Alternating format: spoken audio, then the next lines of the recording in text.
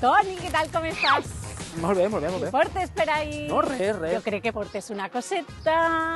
És que, Elisa, és que soc fan de les creïlles, és que estan tan bones. Sí, jo no te dic que no, però justament fregides. És que les menjo i després tinc remordiments. Però és que hi ha moltes maneres de prendre les creïlles. Vine, que vaig a contar.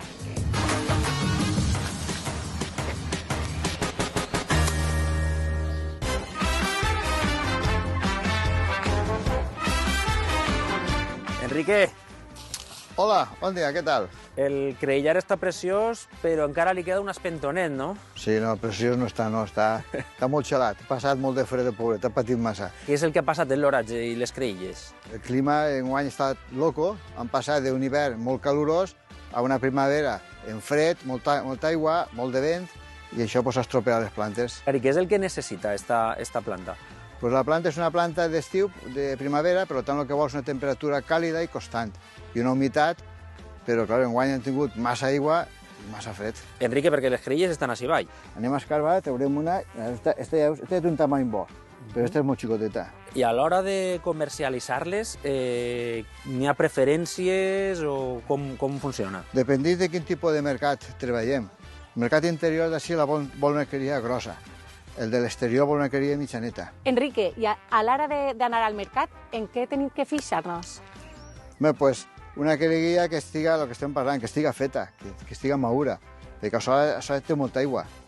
Això és tan tendre que perdiste molta aigua. A l'hora de fregir-la es pegaria molts esclafits. Hay que buscar una creguilla que estiga ja, el que estem parlant, que la pell estiga dura, símptoma de que la creguilla està feta. Avui menjarem una creïlla molt saludable, diferent i que jo crec que serà perfecta, Toni. Pues, Elisa, això vull veure-lo jo, a veure com cuinem avui les nostres creïlles. Però abans anem a conèixer alguna coseta més al voltant dels tubèrculs. Els tubèrculs són estructures que produeixen determinades plantes per emmagatzemar nutrients. També és un sistema de reproducció asexual per a elles i per això trauen gemmes d'on ixen nous individus. Alguns dels tubèrculs més populars a banda de la creïlla són el moniato, allargat i de sabor molt dolç, la iuca, el nap o la xufa, de la qual es trau el nostre refresc més universal, l'orxata. I arriba l'hora ja de cuinar el meu tubèrcul favorit. Per què se demonitzen tant les creïlles fregides? És que se demonitzen perquè tenen molta energia, moltes calories. Això que tens a la mà podria ser com és una creïlla si la mirem al microscopi, no? Exactament, als foradets què hi ha? Pues molta aigua. I quan fiquem en un oli ben calent s'evapora i què entra dins? Clar, l'aigua que s'evapora de la creïlla és substituïda per oli. Exacte. Quanta energia té l'oli?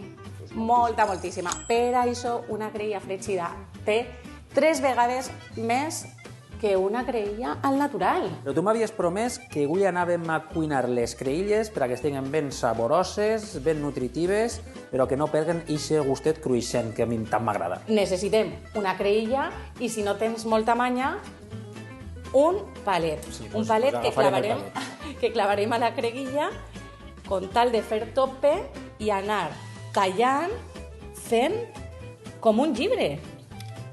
Un llibre que ficarem al forn i es farà per fora cruixent i per dins tendret. Quines són les propietats que té la creïlla si la fem d'esta manera? Si la fem d'esta manera és una bona font d'energia, però d'energia que és molt bona. També ens dona calci. A més, també té molta fibra. 40-50 minutets al forn i així tenim l'obra mestra. L'obra maestra, que una creïlla sense pràcticament res de greix, una part més cruixent, una part més tendreta. Què me dius? Res que envejar a les creïlles fregides. Ara que jo li tiraria una miqueta de ketchup.